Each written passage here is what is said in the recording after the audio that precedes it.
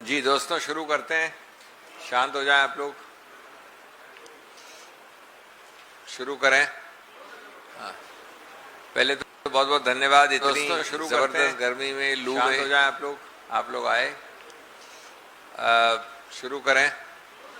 मैं कुछ बात करूंगा आज के। बहुत बहुत धन्यवाद। दोस्तों, शुरू जबरदस्त गर्मी में, लू में, शांत हो जाएं आप लोग आए।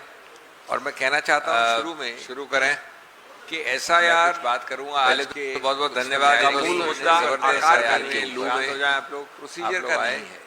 और मैं कहना चाहता हूँ वो है शुरू करें सार का कि ऐसा यार ऐसा यार मूल बहुत बहुत धन्यवाद। मूल मुद्दा आकार के लू में अगर आप उस कसौटी से देखें, और मैं कहना चाहता हूँ वो है शुरू करें सार का कि ऐसा यार ऐसा मूल बहुत बहुत धन्यवाद। मूल मुद्दा आकार के लू में अगर आप उस कसौटी से देखें सकते निर्णय आ गया है अब, इसलिए थोड़ा विलंब हुआ प्रेस कॉन्फ्रेंस में। एक तो हुआ नागरिकता का मुद्दा, कई पैराज में है, विशेष रूप से पैरा 171 में है। अब रोचक बात क्या है, प्रश्न जो उत्तर देते हैं, निर्णित करते हैं, उससे और प्रश्न कैसे उठते हैं, विरोधाभास क्या है। 171 में लिखा है बड़ा स्पष्ट कि अंतिम निर्णायक संस्था नागरिकता के विषय में चुनाव आयोग नहीं है। नागरिकता निर्णायक संस्था नागरिकता एक्ट के अंदर कॉम्पिटेंट अथॉरिटी है, जो मिनिस्ट्री ऑफ होम अफेयर्स इत्यादि होते हैं। उन्होंने ये भी कहा है, और मैं कोट कर सकता हूं आपके लिए, exclusive domain of citizenship lies with the competent authority, not by the ECI। और चुनाव आयोग सिर्फ प्रशासनिक रूप से इस मुद्दे को डील कर सकता है। तो ये एक तरफ तो सही बात है, लेकिन इसका विरोधाभास देखिए, बड़ा रोचक है। चुनाव आयोग नागरिकता निर्णित नहीं कर सकता है अंततोगत्वा, और यह भी लिखा है कि जहां नागरिकता का प्रश्न उठता है तो उसको, यानी चुनाव आयोग को, उसको रेफर करना होगा कॉम्पिटेंट अथॉरिटी को, जो मिनिस्ट्री ऑफ होम अफेयर्स है, और उनका निर्णय बाध्य और फाइनल होगा। तो अगर ये बात सही है तो आपने देखा कि सभी 12-14 स्टेट्स में 7.5 करोड़ लोगों को जो हटाया गया, प्राथमिक रूप से तो कम से कम नागरिकता के आधार पर हटाया गया ना। तो ये कैसे हुआ कि उनकी नागरिकता निर्णित करने से पहले उनको हटा दिया? जो 7.5 करोड़, मैं एक प्रदेश की बात नहीं कर रहा हूं, सभी प्रदेशों को मिला के, नाम हटे या इन्वेस्टिगेट हुए या बदले गए इत्यादि इत्यादि।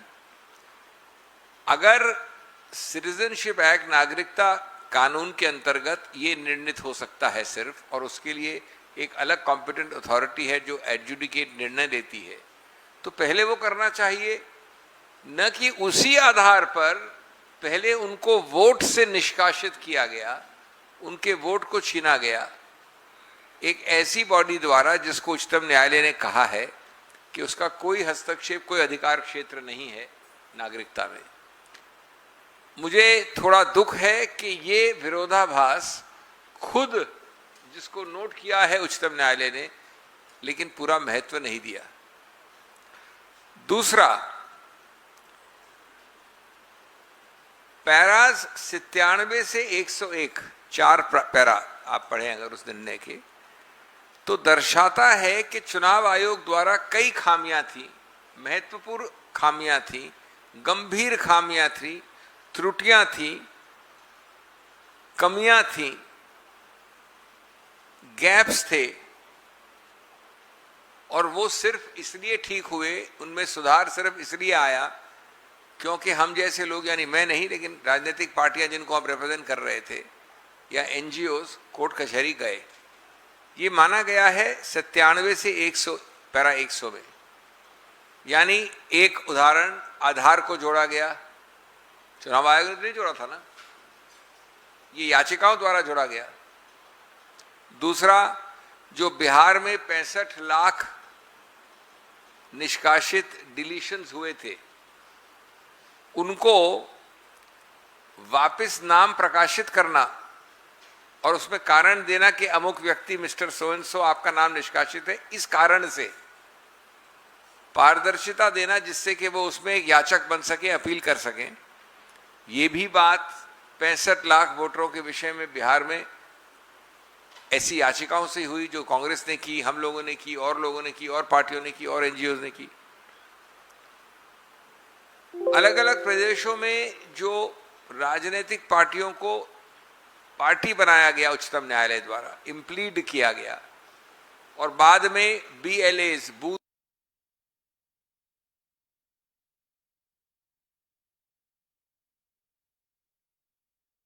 भरा जाता है। ये भी एक खामी उच्चतम न्यायालय के निर्णय, ये कई सारे ऑर्डर्स हुए थे उच्चतम न्यायालय द्वारा पिछले 2 वर्षों में, आंतरिक ऑर्डर्स, उनके अंतर्गत हुआ ये सब। तो इसमें विरोधाभास क्या है, इसका अभिप्राय क्या है कि चुनाव आयोग ने जल्दबाजी में खामियों के साथ, त्रुटियों के साथ, कमियों के साथ एक प्रोग्राम घोषणा की, और अगर वो प्रोग्राम बिना सिविल समाज के हस्तक्षेप के, बिना एनजीओज और राजनीतिक पार्टी की याचिकाओं के चलने दिया होता तो ये सब खामियां रहती, ये सब बदली, सुधार हुआ और स्टेबलाइज हुई उच्चतम न्यायालय के आंतरिक आदेशों द्वारा जो इन्हीं पार्टियों संस्थाओं ने मांग की। तो विरोधाभास क्या है, ये सब नोटिस किया उच्चतम न्यायालय ने पैरा 97 से 100 में। लेकिन मैं फिर दूसरा मुद्दा दुखद रूप से कहूंगा, चुनाव आयोग को की गैर जिम्मेवारी को पे टिप्पणी नहीं की। अगर ये खामियां थी जिनको ठीक किया गया तो शुरुआत तो चुनाव आयोग ने की थी, तो उनकी इस खामी को अंडरलाइन करना चाहिए था, कहना चाहिए, जो नहीं है। तीसरा, एक बात जो बड़े स्पष्ट रूप से समझी गई है सब लोगों द्वारा, और उच्चतम न्यायालय भी पूरी तरह से इसको समझता है, वो निहित है इन सब चीजों में, लेकिन उसके विषय में फाइंडिंग और टिप्पणी नहीं की उच्चतम न्यायालय ने, जिसको मैं एक समझता हूं गैप है। वो क्या चीज है? इन सब चीजों का SIR का, चुनाव आयोग का एक मूल जो त्रुटि है, फंडामेंटल डिफेक्ट है, जिस कारण से ये सब मापदंडों का उल्लंघन हुआ, वो है कम समय सीमा, अल्प समय सीमा, अत्यंत कम समय में काम करना सैकड़ों की तादाद के विषयों में। बिहार में वो समय सीमा थी 4 महीने लगभग, पश्चिम बंगाल में वो समय थी 4-5 महीने। तो प्रश्न ही उठाया जाता है कि जो जल्दबाजी थी, 7 करोड़ थे, 65 लाख थे बिहार में, बाद में उनको जोड़ा जाए अपील में, लेकिन अब समय नहीं रहा, चुनाव आ गया। ये सब अगर आप अगले वर्ष वाले चुनावों के लिए शुरू करते, उसी SIR को, उसी तहकीकात को, उसी संशोधन को, उसी सफाई को, प्योरिफिकेशन को, तो अगर आप 1 वर्ष पहले शुरू करते तो ये सब प्रॉब्लम नहीं होती। क्यों जान बूझ कर चुनाव आयोग ने हर जगह 3-4 महीने के अत्यंत अल्प समय में, जबकि इतने सैकड़ों की तादाद पे लोग नहीं कर सकते निर्णित, ये काम क्यों किया? इस पे भी दुर्भाग्य है कि उच्चतम न्यायालय की टिप्पणी नहीं आई है। एक और बात है जो चौथा मुद्दा है, जिसपे मैं समझता हूं उच्चतम न्यायालय ने बड़ा स्पष्ट कर तो दिया है, लेकिन टिप्पणी नहीं की है, फाइंडिंग नहीं दी है, चुनाव आयोग को उसके लिए जिम्मेवार नहीं होल्ड किया है। वो भी बड़ा साफ है। वो ये है कि चुनाव आयोग निष्कासित आपको पहले करता है लिस्ट से, एक्सक्लूजन, डिलीशन, और निर्णय आता है बाद में, और उस पहले और बाद के बीच में चुनाव हो जाता है। तो अगर निष्कासन पहले और निर्णय बाद में, तो इसका औचित्य क्या है? ये वही समय सीमा वाली बात से जुड़ा हुआ है। लेकिन जब घोड़ा भाग जाए उसके बाद अस्तबल के दरवाजे को बंद करना, putting the cart before the horse, उसका औचित्य मैं समझता हूं पूरे निर्णय में अंडरलाइंग एक बड़ा स्पष्ट चीज है, लेकिन उस पर एक फाइंडिंग देना सही होता, जो नहीं है। और एक अंतिम विरोधाभास जो मैं पांचवा समझता हूं, अंतिम नहीं, दो और हैं, पांचवा और छठा। वो विरोधाभास ये है पांचवा, और उच्चतम न्यायालय को ये देखना चाहिए था, उन्हीं के निर्णय से विरोधाभास निकल रहा है। 156 पैरा में लिखा है कि आधार जो हमने जोड़ा है वो नागरिकता का प्रमाण नहीं है, जो सही है। कोई नहीं कहता कि आधार नागरिकता का प्रमाण पत्र है। 198 पैरा में लिखा है कि इसी प्रकार से राशन कार्ड भी नागरिकता का प्रमाण पत्र नहीं है। सही बात है। तो जब ये लिखा है तो ये तो बड़ा स्पष्ट और साफ है कि इसी प्रकार से जो बाकी 10, 11, 8, 9 दस्तावेज हैं वो भी प्रमाण पत्र नहीं हो सकते नागरिकता के। चुनाव आयोग ने सूची दी थी 11 की। आपके जन्म का सर्टिफिकेट, आपके माँ बाप के जन्म का सर्टिफिकेट, आपके कास्ट का सर्टिफिकेट, आपके 10वें कक्षा के परिणाम जो एग्जाम का है उसका सर्टिफिकेट। तो मैं मानता हूं कि जब आधार नागरिकता का प्रमाण पत्र नहीं हो सकता, राशन कार्ड नहीं हो सकता, ये भी नहीं हो सकते। लेकिन ये जो पूरी एक्सरसाइज की है चुनाव आयोग ने, ये इन्हीं दस्तावेजों के आधार पे तो की है। तो निष्कासन पहले, निर्णय बाद में। और एक अंतिम बात जो चुनावों के बाद की बात है, लेकिन वो भी एक बहुत बड़ा प्रश्न चिन्ह उठाती है। बंगाल में आंतरिक आदेशों द्वारा उच्चतम न्यायालय ने एक सिस्टम बनाया कि जो लोग निष्कासित हुए हटे हैं उनको एक अपील मिलनी चाहिए, और उसके लिए कई सेवानिवृत्त न्यायाधिकारियों को लगाया गया। और अच्छा काम किया बहुत कम समय में। कम समय वाली मूल भूल चुनाव आयोग की हमेशा चल रही है। अब वहां रोचक बात क्या है, एक उदाहरण आता है कि 6000 अपीलों में 4000 अलाउ हो गई हैं, क्योंकि समय भी बहुत कम है। 6000 तो बहुत हो जाता है। अभी कोई 2-3 हफ्ते हुए, 1 महीना हुआ है चुनाव परिणाम आए हुए। उन 3 हफ्तों में 4000 अपील अलाउ हो गई हैं, एक जगह, एक प्रदेश में 6000 में से। कहते हैं कि 80% अपीलें अलाउ हो रही हैं। इसका मतलब क्या हुआ? ये एक महिला हैं, इनको हटा दिया मैंने, इन्होंने एक याचिका डाली, वो याचिका 80% केस में अलाउ हो गई कि भाई इनको हटा नहीं सकते थे आप, लेकिन चुनाव तो खत्म हो गया। तो अगर 80% याचिकाएं एवरेज, औसतन रूप पे सफल होती हैं, तो क्या चुनाव पे एक बहुत बड़ा प्रश्न चिन्ह जो कि खत्म हो गया, पूरा हो गया, परिणाम जिसका प्रकाशित हो गया, उसमें प्रश्न लगता है कि नहीं? इस बात पे भी आंकड़ों के आधार पर उच्चतम न्यायालय को टिप्पणी करनी चाहिए थी। तो मैं अपनी बात सिर्फ ये कह के अंत करूंगा संक्षेप में अंग्रेजी में कि SIR is always and was always a matter of substance, never a matter of form. It is about substance and intent. Really speaking, the power of doing SIR was not being questioned. What was being questioned was the mode, manner, timing, style of doing it. The substance of lack of justice was the question mark. On that count, unfortunately, the Supreme Court judgment which has upheld the legal and constitutional validity of SIR has raised as many questions as it has answered. Let me summarize 4 or 5 points in which the questions raised are more than even the questions answered. Firstly, the court holds in para 171, for those who are interested, that the formal and final determination of citizenship cannot be done. Cannot be done. Formal and final decision on citizenship cannot be done by the ECI. It is the domain of the competent authority under the Citizenship Act, not the ECI. The competent authority mostly is the Ministry of Home Affairs. Well, that finding means that citizenship decision finally will still be made, and it also adds that wherever they find a doubt on citizenship, this ECI has to refer it to the Ministry of Home Affairs. But look at what has happened, the irony. This further comment the Supreme Court has not made. The ECI has already excluded all of you in this room on the basis of citizenship. but your decision on citizenship will be made later by a body called the competent authority.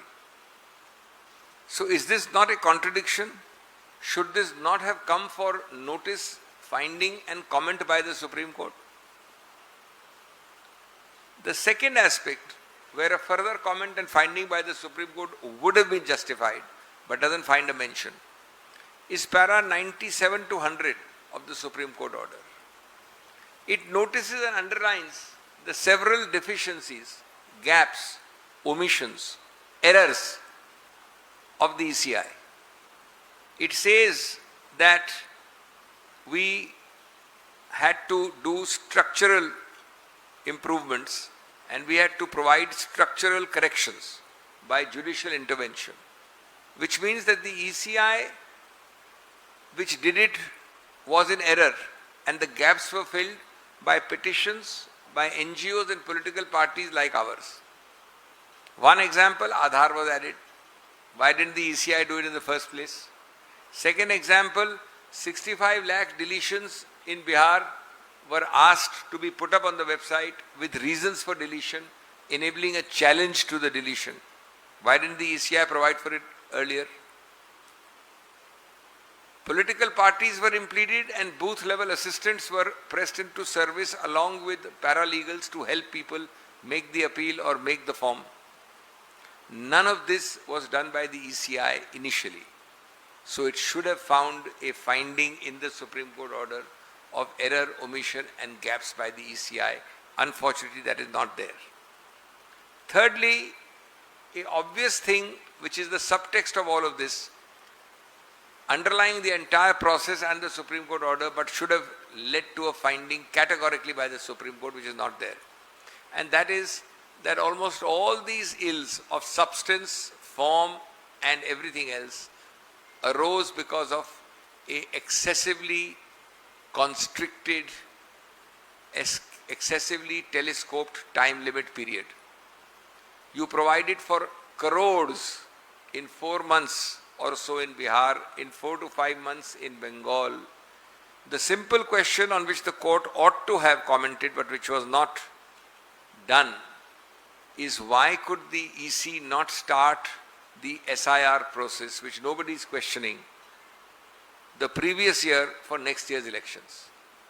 In every case. For 25 also you can do it if you start in 24. For 26 elections you can do it if you start in 25. Everywhere you have given maximum 4 to 4.5 months, which is telescoping crores of people into a very short time period.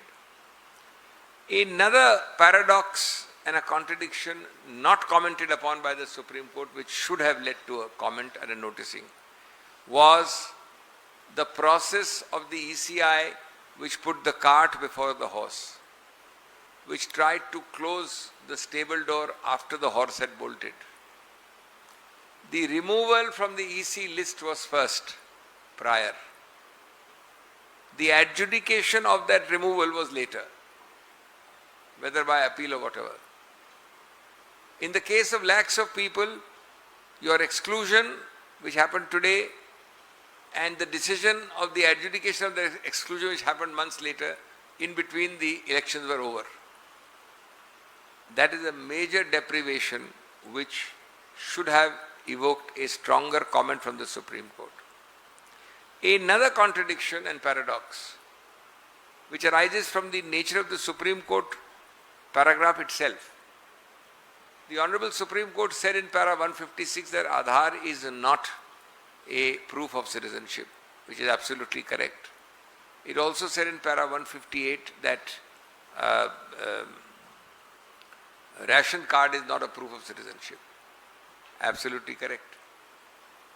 But then it should have also noticed that the crores of people who were excluded on the basis of other 7-8 similar documents, including these two. You remember the list of 11 by the EC? Your caste certificate, your birth certificate, your parents' birth certificate, your 10th class pass certificate. So all of these are also not proof of citizenship, save and except one, passport, which is hardly any percentage, 1% people have it.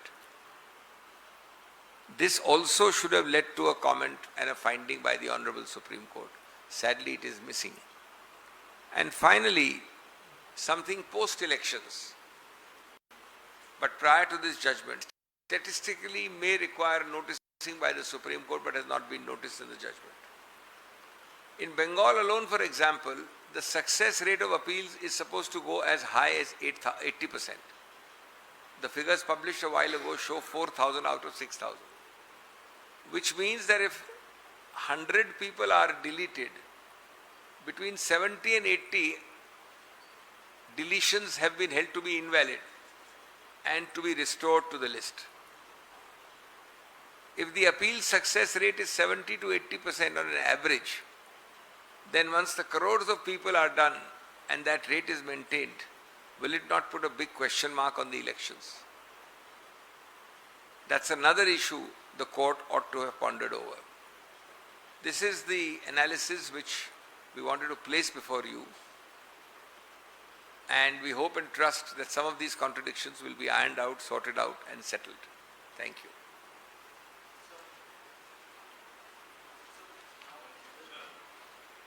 आइए इसी पे आइए, एक एक करके आइए, बोलिए.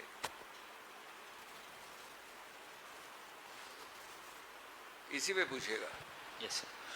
So now that the Supreme Court has given its ruling, what is the way forward for the political parties in terms of SIR, because they've taken a strong stand against SIR, even in states which now would be taken up in the future? I gave you 5 clear examples. I could give you 5 more. I don't have the time for it. All those concerns are valid. They will be raised again for the next set of elections. The Supreme Court has given a judgment principally on the legal and constitutional validity of the SIR process. We did challenge it, but our principal attack on it was not its constitutional and legal validity. It was its operational reality. The lack of justice in the process leading to a substantial denial. I gave you 5 examples of that. Those 5 examples remain fully valid for the next set of elections. And we hope and trust that those will be rectified. In fact, we hope and trust that all elections which the SIR starts on should start now for 27 elections. What's the problem with the EC notifying a state election of 27 now? It gives you 6 months. Appeals can be decided. So all those concerns remain. Abhishek ji, Yogendra Yadav जो याचिकाकर्ता थे, उन्होंने कहा कि democracy के लिए ये फैसला कमजोर करने वाला है. कांग्रेस पार्टी भी मानती है कि इस फैसले से डेमोक्रेसी कमजोर होगी. कांग्रेस पार्टी कभी भी किसी टिप्पणी के ऊपर उसको अपनाने की प्रयत्न नहीं करती है, न किसी और की टिप्पणी को हम अपनी टिप्पणी मानते हैं. ये उनकी टिप्पणी आपको उनसे पूछना पड़ेगा. हमारा बड़ा स्पष्ट है कि मैंने आपको 5 स्पष्ट मुद्दे दिए हैं जिनमें मैं ये बड़ा स्पष्ट रूप से कह रहा हूँ, उच्चतम न्यायालय के सामने थे.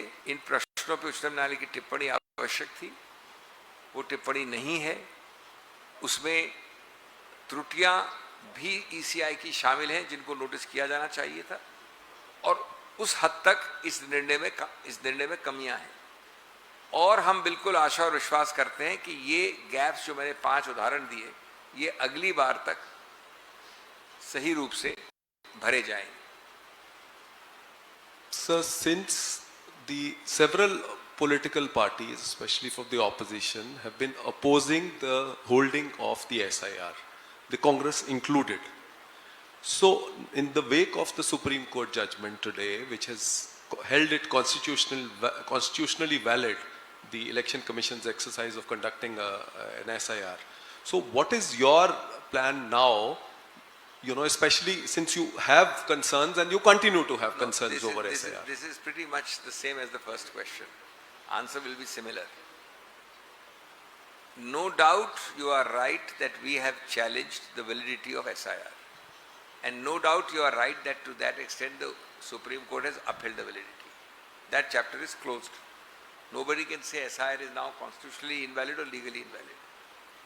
However, the heart of our challenge was also, it's a twofold challenge, that there are huge inconsistencies, deviations, injustices, zigzags, lack of substantial safeguards in the manner and mode in which you are doing it.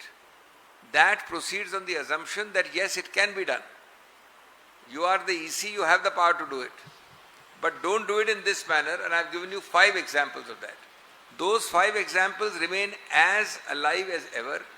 They will be raised again, but we hope and trust that before we raise them for the next batch of elections, the EC takes note of them.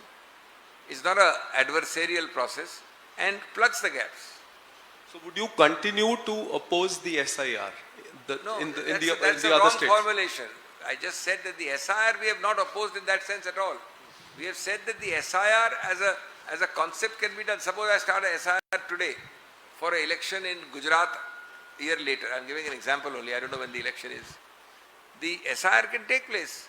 But will the SIR have these 5 things? Will the SIR first exclude you and then decide whether you are validly excluded? Will the SIR exclude you on the basis of citizenship when the citizenship is decided by somebody else? Will the SIR recognize Aadhaar? No, but some other document like birth certificate, yes. These will remain. These issues remain. And I am on the contrary saying that these should have led to some comments and findings by the Supreme Court. The Supreme broadly upheld the validity in law.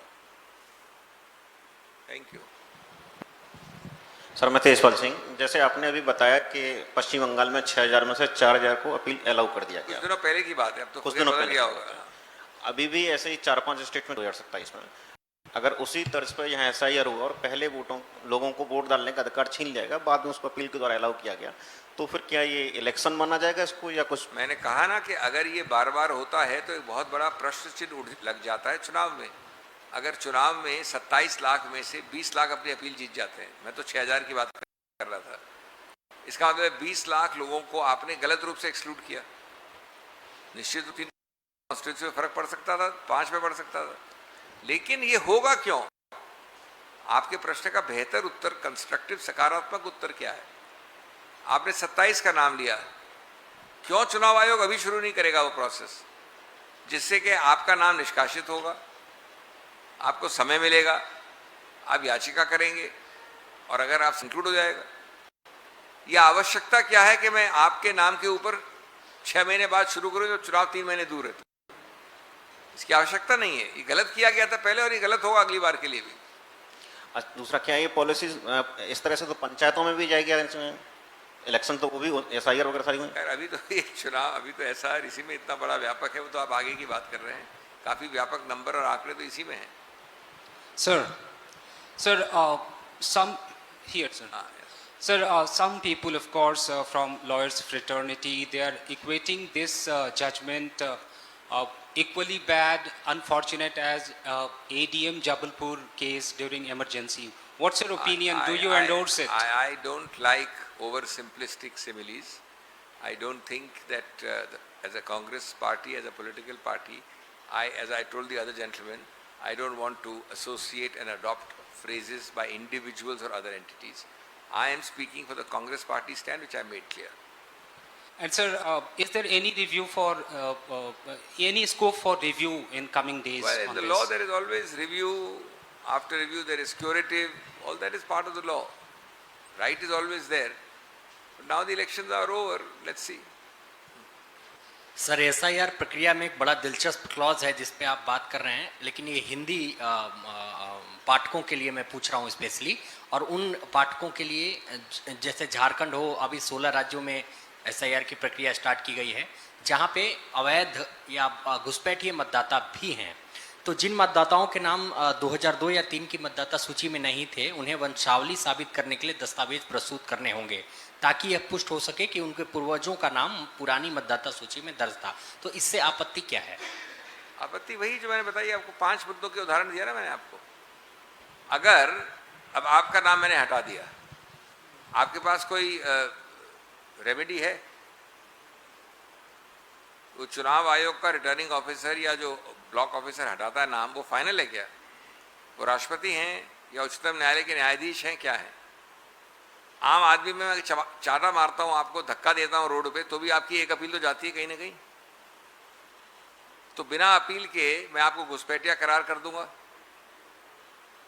और निष्कासित कर दूंगा तो अगर आपको एक भी appeal नहीं देंगे तो निश्चित रूप से अन्याय है, क्योंकि मान कैसे लेंगे आपकी एक ही बार में सही है।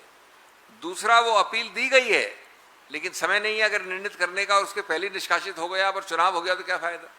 तो ये सब मुद्दे वैसे के वैसे रहते हैं और इनका हल 80%, 50%, 70% हो सकता है अगर चुनाव आयोग पर्याप्त समय के साथ शुरू करे प्रक्रिया। मेरे को तिथियां याद नहीं है, लेकिन आपका चुनाव अगर अब हो रहा है जून 2027 में, तो आज शुरू करिए। मैं आपको गलत भी निकाल दूंगा तो आप उस पर याचिका कर देंगे, वापस आ जाएंगे। प्रॉब्लम यह आ रही है कि 3-4 महीने में सैकड़ों की तादाद में लोग कभी निर्णित हो ही नहीं सकते, और इसलिए मैंने कहा जो जितने मैंने 5 चुन के मुद्दे दिए पैराग्राफ के साथ, इनमें टिप्पणी होनी चाहिए, और कम से कम अब टिप्पणी नहीं है तो चुनाव आयोग द्वारा स्वतः सुधार होना चाहिए। ओके, अच्छा। Hi, this is Mohammed Ali from Outlook magazine. So I was looking at the SIR timeline in Karnataka, and again it's like it's being done in 4 months. So what is what are you Same guys question, going to? same answer. Yeah, no, but will you? Your question has the answer. No, itself. will you do anything about it? Will you approach Supreme Court or Of anything? course we will approach, courts will be involved. That's not the point. Right. You know, the same thing, erroneous, repeated 5 times doesn't become correct. Today you have a playbook, you have a judgment, you have a contention, you have the previous precedents of Bihar, West Bengal, etc., etc. Why should you give 4 months to Karnataka? Why don't you give 6 months to Karnataka? Right. So who is at fault? You are on some kind of a zid that look, a state with crores of people, I don't know the exact voting population of Karnataka, must do it in the same time as Himachal will do it. If I give 4 months to Himachal, I will give 4 months to you also. So the point is, you are a constitutional body. You are a body which is not supposed, you are supposed to conduct governance issues in an impartial, objective manner. There is absolutely no reason why you can't take care of 50% of the objections by preponing it to 6 months to 8 months. So you're hoping that EC will fill up these gaps, but going by your earlier Congress request to Election Commission, are you hopeful that they're going That's to do why it? the courts are there again. But the problem is we all understand the delays of courts. We all understand the inconsistencies involved. That is what the people who do the wrongdoing bank upon. They know that court redressal takes time. You see this example, 80% appeals are being allowed. So you can say, please go to court. But by court it is over. Okay, thank you.